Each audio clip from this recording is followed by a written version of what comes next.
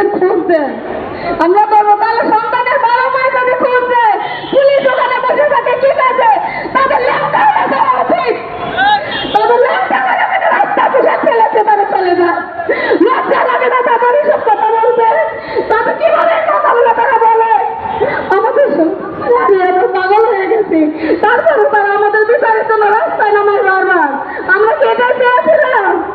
আমাদের সন্তানরা যেভাবে জীবন দিয়ে গেছে আমরা আগে বলতে পারি না।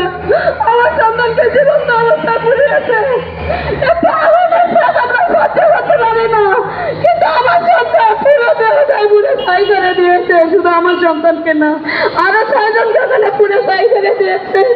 কত কষ্ট করে আমার সন্তানকে তারা মেরেছে, কিভাবে মেরেছে শুধু আমার মনেই জানে।